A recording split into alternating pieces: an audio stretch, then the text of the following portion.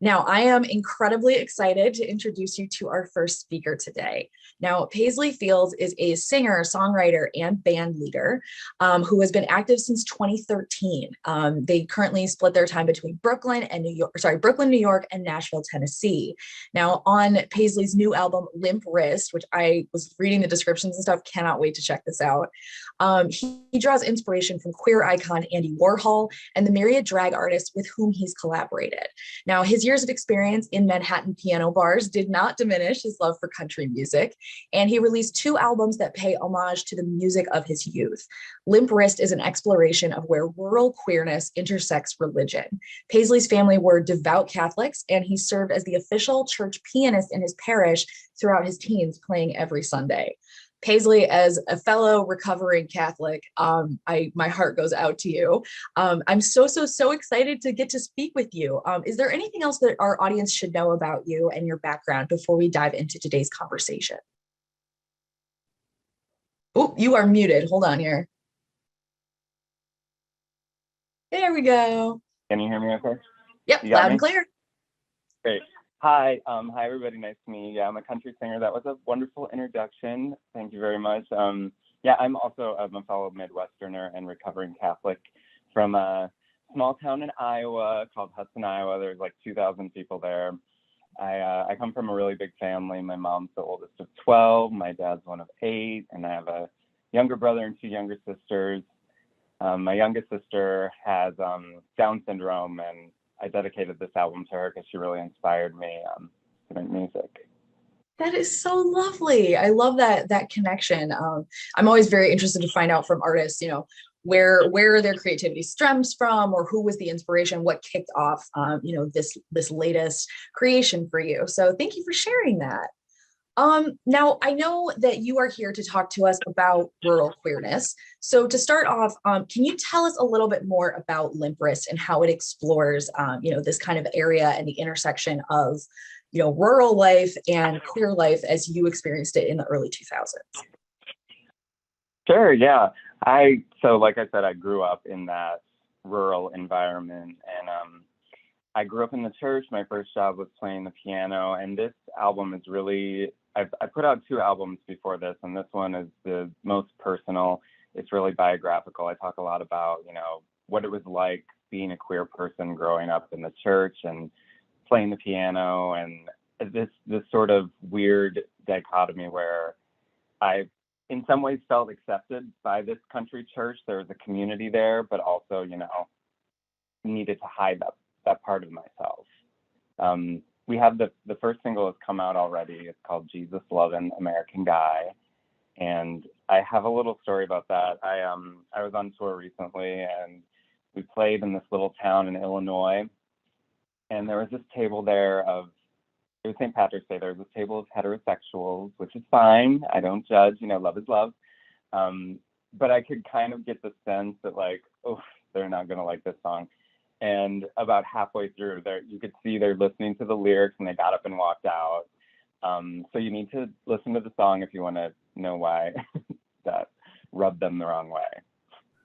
Ooh, now I can't wait to hear. I'm always a fan of those lyrics that are within songs, and people start listening because they like the sound of it, and then the lyrics just kind of sneak up on them. And for me, it's usually a little bit less of like, I don't like this, I need to leave, and more of like, yes, tell me more. I want to know all the dirt. So I absolutely love this. Cannot wait to listen to the album. All right, so I don't know if anybody, if people have never lived out in the country or, at any point, experienced country life, they might not have any idea really that when you move to urban areas, moving into the city is kind of held up as the only solution for rural queerness, right? And this isn't obviously just a thing among queer kids. It can be also, you just kind of don't fit in. But that idea of, well, this isn't working, so I need to move off to the big city is really, really pervasive, right? Hugely pervasive within our culture. Can you tell us a little bit about why this idea and this stereotype is so flawed, and what you think the different solutions to that could look like? Yeah, I think there is oftentimes a sense of isolation, especially, coming from my background being the only queer person that I knew of. So I think one solution could be events that bring people together. So I played at this Pride event in Cookeville, Tennessee a few weeks ago, and it's a pretty rural area. It's Upper Cumberland Pride, and it brought a lot of people together from different communities. And it was just a big celebration of queerness and individuality. And I saw there were people of all ages, there were families. When I was performing, these two little kids came up and gave me a tip because they loved country music. It was a really, really sweet moment. And I think events like that can really bring people together. I know when I grew up, there was no Pride Festival in my hometown. But the neighboring town nearby, Cedar Falls, Waterloo, is college town. It was maybe about 4 years ago, put on the first Pride event, and I was able to go back for that. And I just think if I had had that, it would have changed my whole outlook on where I grew up. So I think those are really crucial events to have. That makes a ton of sense. Yeah, no, I mean, it makes a ton of sense, right? Because you, and I'm sure, people, I don't know how old you are, I'm 36. So people of like my generation and older absolutely remember the complete and utter just isolation that you felt if no one around you was interested in the same things, because kids who are like, were literally like born into the internet age don't understand what it's like or what it was like to be so disconnected from anything that you were interested in, right? There was no, group of kids that also liked to listen to whatever music. There was no group of kids who also, had this interest in, whatever. And so that feeling of isolation is so powerful, especially, before you had the outlets, right? So like you said, if you'd had something like this in your town, even if it wasn't going to, maybe like spark that kind of like self-reflection in you, like that visibility and seeing that you are not the only person in your, tri-county region that has these interests, or you're not the only person like you where you are. Do you think that solutions like Pride festivals, like, obviously I think that's great and like maybe a good like first step. Do you think there's anything else that could be done at a local level that would help with this sense of isolation? Yeah, I think allyship is super important, and the first step, is putting up a pride flag or something. Where I grew up, a lot of people were not very nice to me, but there were some people who were really genuinely supportive, and I'm still friends with them to this day. And that's because they showed up as allies and they really defended me, and I knew that I had people in my corner. So I think, allies taking that step to put up a pride flag, but, form a group, show the people in your community that you care, Yeah, absolutely. I mean, it kind of reminds me, it was several years ago, at least 5 or 6 that I can remember. There were a bunch of signs that kept cropping up in my neighborhood, in my town in Toledo, Ohio. And they were written in Arabic, and it said, "You're welcome here." And it was absolutely wonderful to see so many signs on houses that I absolutely knew for a fact did not have, an Arabic person living there. They were not friends with anybody. They didn't know anyone, but it was like, it really struck me, right? When allies and people who are not inside the community show that support, especially even before there's any kind of like backlash stuff going on, you know what I mean? Like it really does mean a lot to take that first proactive step. Now, one of the things that really struck me, and I was reading some of the liner notes for your album, and you have a song about basically being told that you would never get into heaven. I think it's called Plastic Rosary, right? And yeah. I really want to know, like, from you, what would you like religious leaders to understand about the harm of this mentality? Yeah, I actually just saw the first cut for this video yesterday, and it was very surreal to film it. We filmed it all in LA, and it was sort of I was surrounded by all these queer people who are good friends of mine, but we were kind of reenacting all of these things that you do in church. So it was really surreal. But anyway, I want to tell a story about my grandma who grew up very Catholic. When I was a kid, I would always go over to her house, and she would let me try on her clip-on earrings, and we'd watch the Golden Girls together. And one time I came over and she had this gift for me, and she said, "You can just keep this when you're here." And it was my own pair of clip-on earrings. And that was her way of saying I could be myself. And I think religious leaders could take a page out of that book, to show kids that they can just be themselves, and it's not a sin to be who you are. That was one of the things that always stuck with me.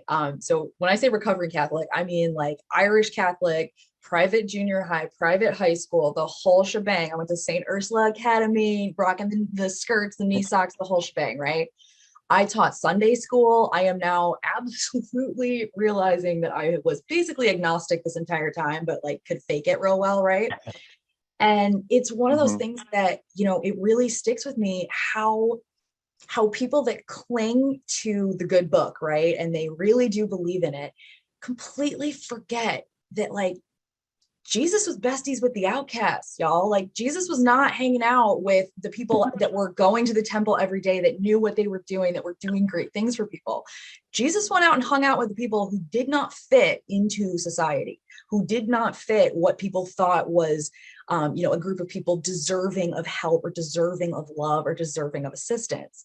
And so that's the biggest like conflict I've never been able to really like reconcile in my head, of why people thought, well, if you don't fall into these boxes and you're not doing the things we tell you to do, you're done. There's no saving you. There's nothing that it's just so heartbreaking to know that there are people who are told their fundamental things about themselves that they cannot change. They would not change if they could. And that is the reason you will not get the sweet hereafter, right? It's powerful. It's incredibly powerful to be told that, especially when it's coming from someone who is, an authority figure in your life, somebody within the clergy, especially. Like that's going to be rough. And I can't tell you how much it warms my heart to know that you had that influence from your grandmother, of someone who understood you, who wanted you to feel safe. It's just wonderful. Yeah, I was really lucky to have her. I was just thinking, what you said about Jesus never saying anything about homosexuality, anything. He was always friends with the outcasts. My good friend Megan is a preacher in Kentucky, and she's one of the people who really spearheaded the Bowling Green Kentucky Pride Festival, and her church is very, very inclusive for all people.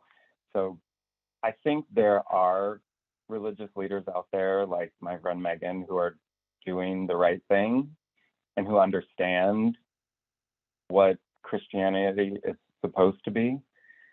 So I think that looking to those people is really helpful. Oh, of course, yeah. Now, when you talk about ways that religious figures and religious organizations should be doing things to promote that queer acceptance, I'm reminded of the thing that you heard all the time, at least when I was growing up, was love the sinner, hate the sin. And we all know how incredibly toxic and problematic that is. Do you think there are any other options or any other avenues that people within religious orgs should be kind of spearheading to promote that queer acceptance? I know you talked about your friend Megan. Are there any other efforts that you've seen that are either more inclusive of people, within religious services, that kind of thing? Yeah, I've seen churches at Pride festivals. That's a huge step. Actual services where the minister acknowledges that queer people are welcome here and says it, more than just saying all are welcome. Really, really welcome people in. And she does a really good job of that. I've attended her services before. Those are a couple things they can do. Any sort of community outreach, just showing that you're involved and an ally. Oh, you mean living the scriptures and doing what you're supposed to do by servant leadership? Oh, you like that? Is that what? Oh Yeah, my God. maybe something like that. Somewhere my poor mother is rolling her eyes saying, "This is what you took from Sunday school? Why is that?" Like, my poor mother, God love her. All right. So I do want to touch on one thing. We did get a comment in the chat early on from Alyssa. Alyssa said, I do want to point out that a lot of rural areas still function without internet except at public libraries. So isolation is still quite pervasive, especially in poor rural areas. And Alyssa, you're absolutely right. It is, I think internet is one of those things that people with it tend to take it for granted and just think like, well, it's there, this is something we have. When it comes to, kind of the situations that you grew up in, once the internet became a thing, was it also still something that you had to really like go to lengths to seek out? Did it maybe like come later to, to your town? Was there anything like that you experienced? So we got internet in our home. I think I was about 11 or 12 years old, and I actually have a song on my album about this. It's called Dial Up Lover. And I don't know, some people might remember in the 90s, there were these AOL chat rooms, and I would go into the gay AOL chat rooms and find the locals.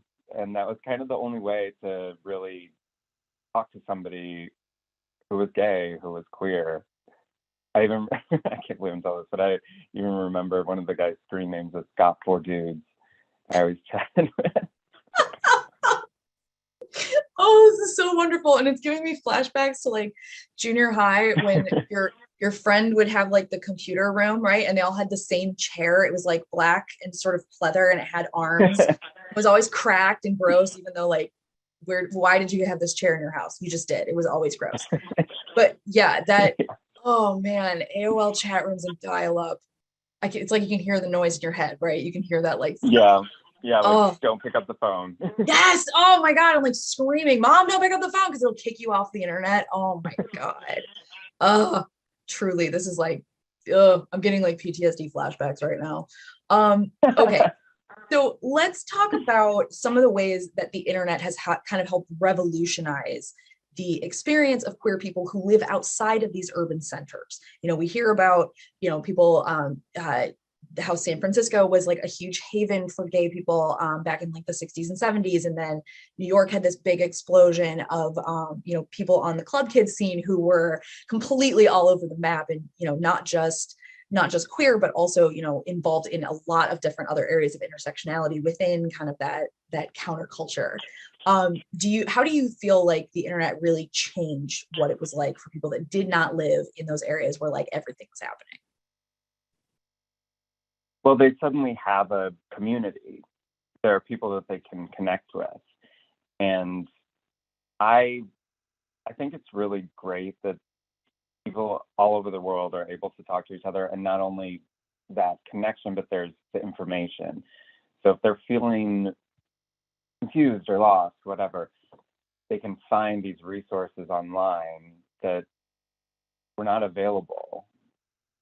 I think especially with all these laws that are being passed, don't say gay in schools, that the internet is still going to be this really important resource for queer people to find that information about themselves, whether they're a trans person who wants to figure out how to transition or just meet another person like them to talk to who likes the same music or wears weird clothes. Like.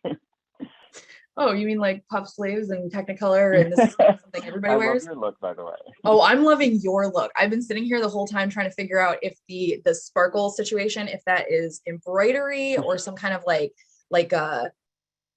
bedazzled beading. Oh my God, I'm loving all of this. Loving this. Oh, you kind of have like a low-level nudie suit going on.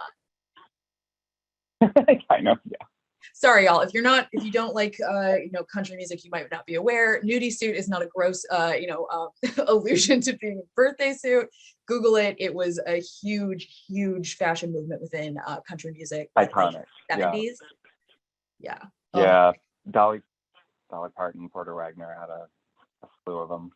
Oh God, of course. You had to. You weren't real deal. You weren't really country without a nudie suit. Leslie actually chimed in the chat here asking, if you are a person who left your small town for a large city, like to find a more progressive community, what are some ways that you found to support queer people still living in your rural home? I think this is a really good question. Thank you, Leslie. That is a great question. I think, well, I've gone back for myself. I went and played the Pride Festival, and I was talking to a friend of mine who was a few years below me in high school, and he came out, and he had tried to come out to me when we were still in high school, and I was actually outed my senior year, so that was a difficult thing. And when he had reached out to me, I didn't realize that he was gay, and I just ignored him and thought he was one of the people who was coming for me. And I was lucky enough to, years later, a few years ago in New York, he was in town, and I said, hey, let's meet up. I'm doing this show. And he came out, and I apologized. I was like, hey, I feel really bad that I didn't talk to you. And he just said, just being yourself and being out there, you were this sort of beacon of light at the end of the tunnel, and I could see that as an example. So I think just living as yourself, living your own truth, I think is a way to support other people. Oh, yes, absolutely. I mean, I've gone back to my high school for career days and things like that, mostly just to show people that, like, you don't have to fit in the box. All of this, highly not allowed. Highly not allowed. You could dye your hair all day long. You just weren't allowed to have unnatural colors. Like, no visible tattoos was definitely a thing. And you're right. I mean, it is incredibly powerful to go back and just be who you are. And frankly, like the days of trying to make a big deal out of it, of like, hey, guess what? Like, tell everybody everything. Those are still very important. But for me, I find it incredibly impactful to see people who are out there living their lives, and their sexuality or their intersectionality or whatever it is, it's not the only thing about them. It's a part of them. And not only is it like, it's not the focus, it's like a bonus, if that makes any sense. You know what I mean? Like, it's really powerful to see people who are living their lives as themselves, and they're doing it authentically, and they're doing it for themselves and not for like a performance. You know what I mean? Like, I feel like I'm tap dancing around kind of the same thing, but it's really, really impactful. And y'all, if you have found yourself in this situation, if you also, left your small town and you went to be, the kind of the country mouse in the big city, please let us know how, what that was like for you.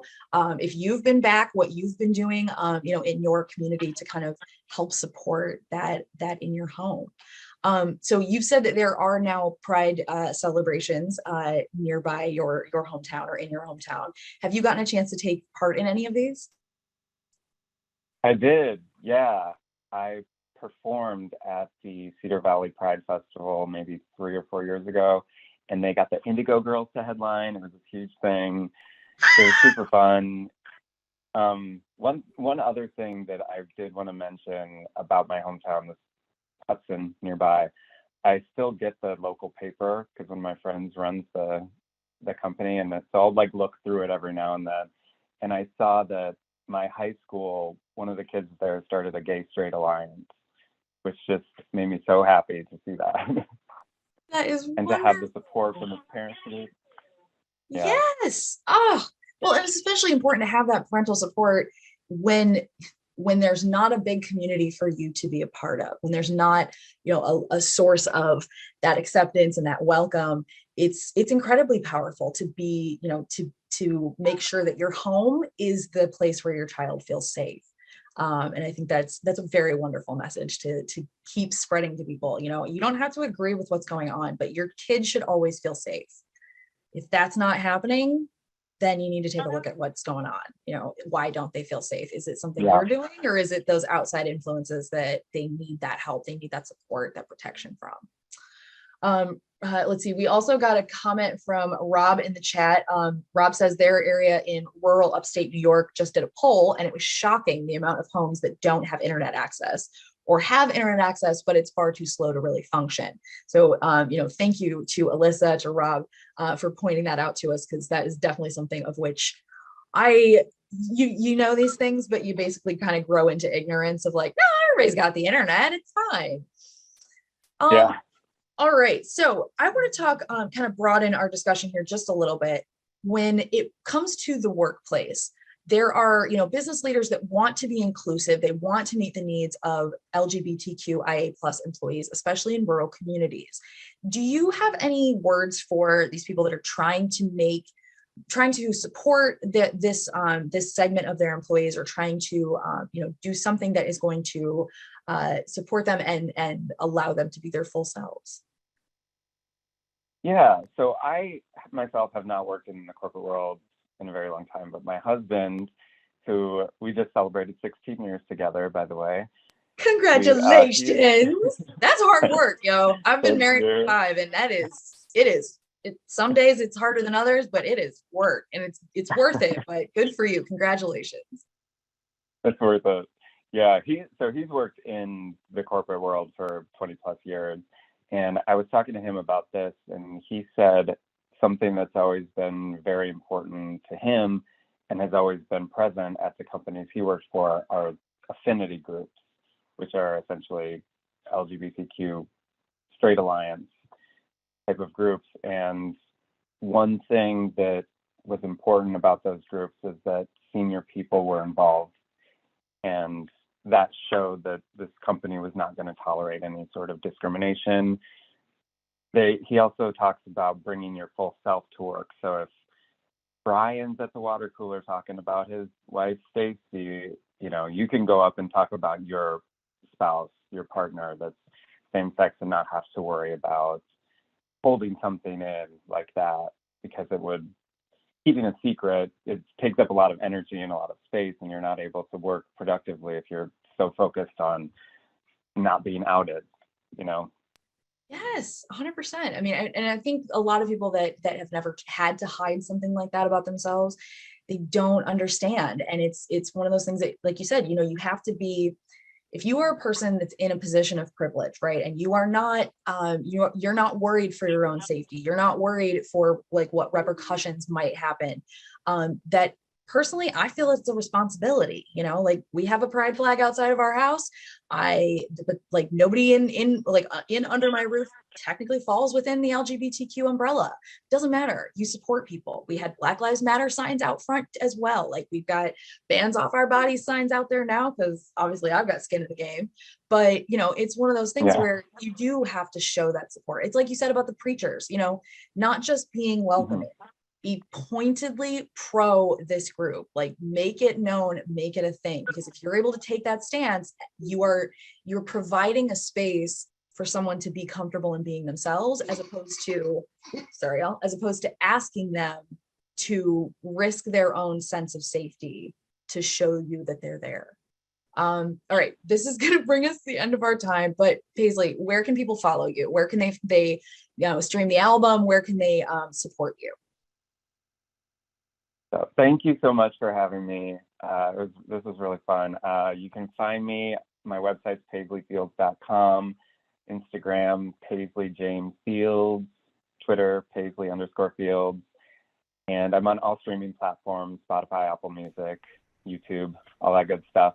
So I'm everywhere. Awesome. Thank you so much, Paisley. This has been wonderful.